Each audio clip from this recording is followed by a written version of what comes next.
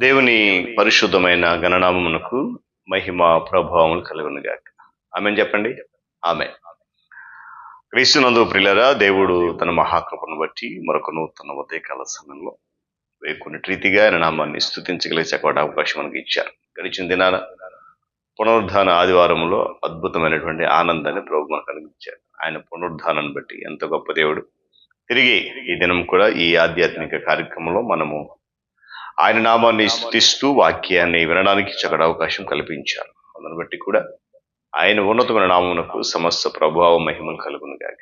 క్రీస్తునందు పెళ్ళైన దైవజనులు, స్నేహితులు, విశ్వాసులు, సహోదరులు ఈ కార్యక్రమాన్ని వీక్షిస్తూ ఆత్మీయంగా బలపడుతూ నన్ను ప్రోత్సహిస్తూ బలపరుస్తున్న వీళ్ళందరికీ కూడా యేసుక్రీస్తు వారి పరిశుద్ధమైన నామములో నేటి ఉదయకాలపు శుభములు మరియు నిండు వందనాలు తెలియజేస్తాను. మీరు అంత బాగున్నారు కదా, చాలా సంతోషం. రండి, ఈ దినం కూడా ప్రేమతో మిమ్మల్ని ఆహ్వానిస్తున్నాను.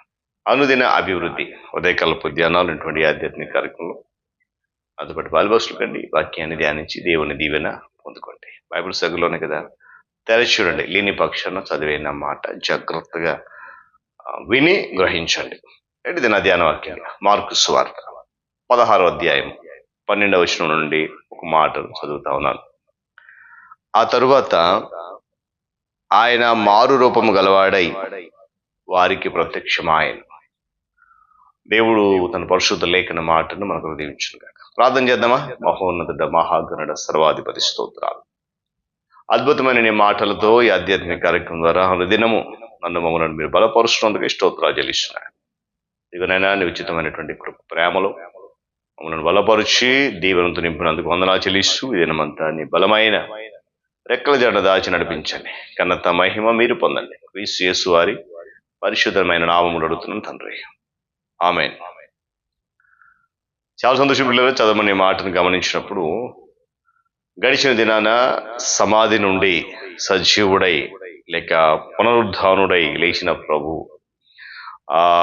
జరిగినటువంటి సంఘటన, వారితో పాటు తెల్లవారిగా వారు వెళ్తున్నటువంటి మార్గంలో ప్రభు వారికి కనిపించిన సందర్భాన్ని ఇక్కడ జ్ఞాపకం చేస్తాను. ఒక పల్లెటూరుకి ఎవరు వెళ్తున్నారట?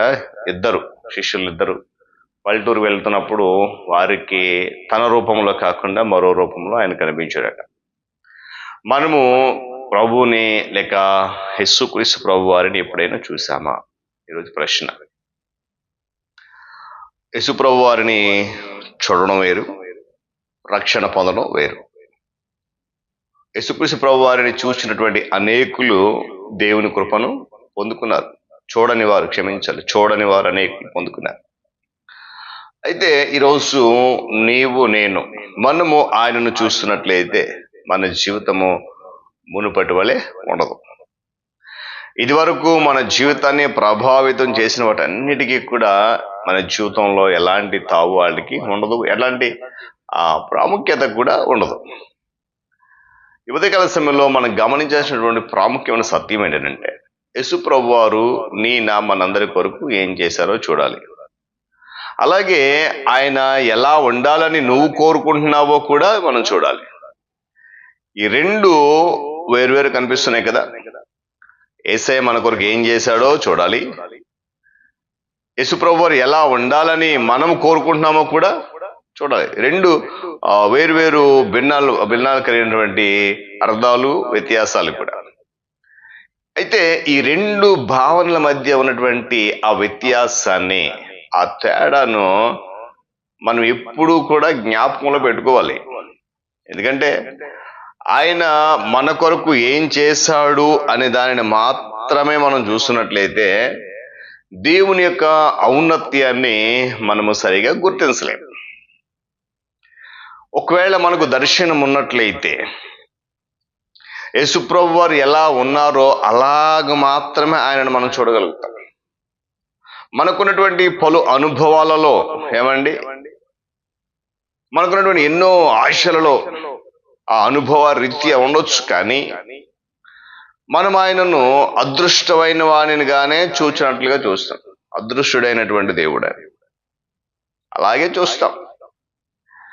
యోహాను సువార్తలో పుట్టుగుడ్డివాడు ఉంటాడు.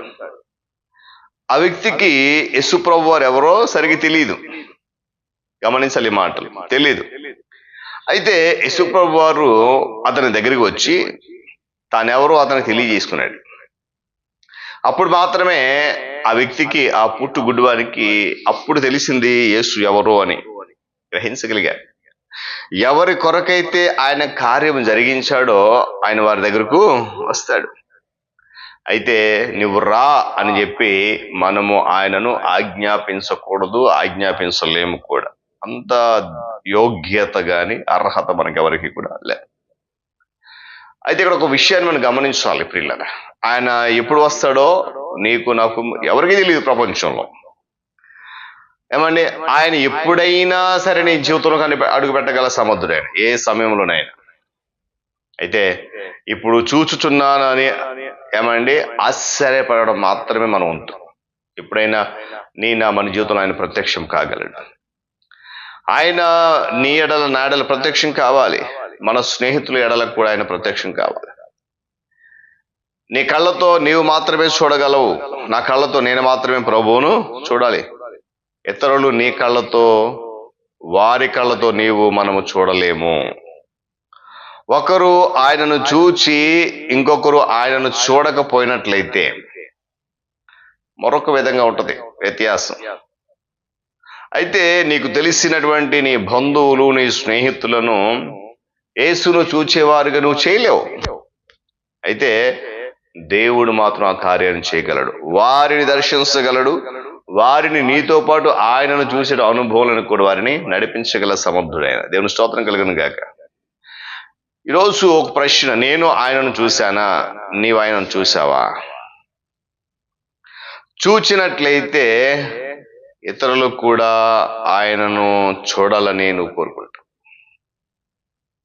అక్కడ మాట్లాడుతుంది మార్కు సువార్త, అది చదవబడినట్టు కింద వచనంలో, వారు వెళ్ళి తక్కిన వారికి ఆ సంగతి తెలియజేసిరి, కానీ వారు వీరి మాట అయినను నమ్మలేదు.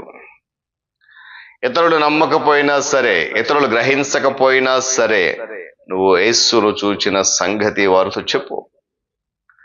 ఆయన నిన్ను దర్శించిన కాలాన్ని వారికి ప్రకటించు. ఆ అద్భుతాన్ని వారి ముందు సాక్ష్యంగా వెలుగుచ్చు. తద్వారా నీతో పాటు వారు కూడా యేసు ప్రభు వారిని చూడగలుగుతారు. తద్వారా దీవెనను పొందుకుంటారు. సత్యం ఏంటనేది గ్రహించగలుగుతారు. దేవుడి మాటలు మనకు దీవించును గాక. ప్రార్థన చేద్దాం. మహోన్నతుడా, సర్వాధికారి, స్తోత్రాలు, కృతజ్ఞతలు.